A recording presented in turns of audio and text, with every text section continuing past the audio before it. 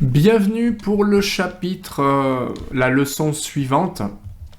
Alors on va essayer de naviguer entre les différentes vues pour en comprendre le fonctionnement, mais pour ça, on va s'amuser à créer quelques petits éléments, histoire de voir quelque chose. Sinon ce sera compliqué de naviguer si on n'a rien du tout. Alors comme d'habitude, je vous affiche l'écran et c'est parti tout de suite pour savoir naviguer entre les différentes vues. Alors on va créer sur le premier niveau un mur. Donc pour créer un mur, je vais aller dans structure, et je vais cliquer sur le mur. Je peux aussi développer, mais voilà, je vais plutôt travailler sur un mur porteur. Alors on voit que sur Revit, les choses à comprendre, c'est que il y a ici un mur de base. Ça, c'est une famille qui a été créée. Donc, on peut utiliser un mur de base générique de 20 cm. Voilà. On peut aussi créer un nouvel élément, on le verra un petit peu plus tard, en modifiant le type. Mais pour l'instant, effectivement, on ne va pas trop s'intéresser à tout ça. Vous voyez, volontairement, on va passer assez vite. Mais on va cliquer directement, donc une fois qu'on a choisi le mur générique, eh bien on va cliquer plusieurs points du projet. Alors je vais cliquer un premier point au hasard. Voilà. À partir de là, vous voyez, si je déplace mon curseur après avoir cliqué, eh bien j'ai des dimensions en mètres, on va travailler en mètres, eh bien qui s'affichent. Je peux zoomer, bien sûr, avec ma molette, et je peux dézoomer.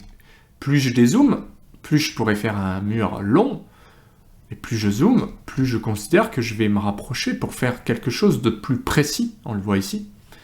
Voilà, donc c'est déjà important de voir, vous voyez comment ça fonctionne ici, et de choisir vraiment la longueur du mur. Donc, ce que je vais faire, c'est que je vais faire un mur, pourquoi pas, qui fait déjà 12 mètres. Donc je vais me rapprocher. Et pour être assez précis, je vois que je peux cliquer. Et cette fois-ci, j'ai un mur de 12 mètres. Je vais descendre, cette fois-ci. Donc attention, si je me mets là, c'est pas très précis. Je vais mettre vraiment jusqu'à voir la ligne verticale. Et je fais de l'extension. Donc vous voyez là, mon angle n'est pas bon. D'ailleurs, il m'affiche 87 degrés. Si je veux un angle correct, je reste bien vertical. J'évite de bouger ma souris dans tous les sens. Donc je reste vertical, je vais zoomer, et j'essaye de régler donc 10 mètres. Et maintenant c'est facile, je peux simplement aller chercher, vous voyez, l'extrémité, puisqu'il va me l'afficher. Donc si je reste une fois de plus plutôt horizontal, je vérifie que j'ai mes deux traits pointillés. Là, vous voyez, ça n'est pas bon. Je n'ai pas le bon angle. Là, non plus. Donc, j'essaye de rester horizontal. Et je viens à attraper ce point et je peux terminer de la même manière en cliquant ici. Voilà, j'ai cliqué ici et automatiquement, Revit a compris que j'avais terminé mon mur. Donc, j'ai fait une boîte volontairement. Eh bien, pour vous montrer déjà comment faire un mur. Donc je fais échappe pour échapper à la commande mur qui va s'enchaîner tant que je ne ferai pas échappe. Maintenant je peux zoomer, dézoomer, et puis je peux passer en 3D en cliquant sur le bouton ici. Donc cliquez ici et voyez ce qui se passe. Donc je suis ici en 3D. Donc, on a commencé par créer une vue 3D ici. Et si on va dans l'arborescence du projet, vous voyez que maintenant, donc si vous n'avez pas ça, cliquez sur le plus. Vous voyez qu'ici, vous avez maintenant un modèle 3D. Alors, pour vous déplacer sur le modèle 3D, vous laissez appuyer la molette et vous faites de la panoramique. Vous pouvez zoomer, vous pouvez dézoomer. Pour tourner autour en orbite, vous devez maintenir Shift et vous devez maintenir la molette. Vous voyez, mon symbole apparaît et je peux maintenant tourner autour de mes objets. Ça, il faut vraiment apprendre à maîtriser ce déplacement-là. Vous pouvez aussi modifier les niveaux de détail, mais également le style visuel qui ici est pas terrible en style filaire. Donc cliquez bien sur ce bouton-là pour changer et mettre par exemple en ligne cachée, c'est déjà mieux. Mais pour aller plus loin, je peux aussi cliquer sur ombrer ou carrément réaliste. Donc là, j'ai quelque chose de plus puissant, enfin qui va nécessiter un ordinateur un petit peu plus puissant, mais ceci dit, sinon, vous pouvez déjà travailler en ligne cachée, c'est toujours mieux que filaire, hein, d'accord? Donc là, ma boîte est plutôt pas mal. Donc là, on a le niveau 1, la 3D, on peut double-cliquer sur niveau 2, mais on voit qu'on n'a rien hein, pour le moment. On n'a rien puisque ce niveau, eh bien, on n'a pas fait grand-chose pour le moment. Donc je retourne sur le niveau 1, mais ce que je peux faire, c'est que le niveau 2, je peux le laisser appuyer et le glisser. Comme ça, donc je vous remontre, je clique, je déplace. Je laisse appuyer clic gauche et je déplace où je veux. D'accord? Et je lâche. Je peux faire pareil pour mettre la 3D devant. Donc apprenez à faire ça, hein, c'est pas mal. Je laisse appuyer, je déplace. Et là, j'ai niveau 1, niveau 2, 3D. Je pourrais laisser que le niveau 1 en cliquant sur ce bouton ici. D'accord? Ce bouton va... Vous choisissez le niveau actif, qui est sur fond blanc, et vous cliquez pour supprimer tout le reste. Ici, je vais pas le faire, puisque j'ai niveau 1, niveau 2 et 3D, c'est plutôt ce que je voulais pour pouvoir naviguer déjà entre les différentes vues, puisque c'est l'objectif de cette leçon, d'accord?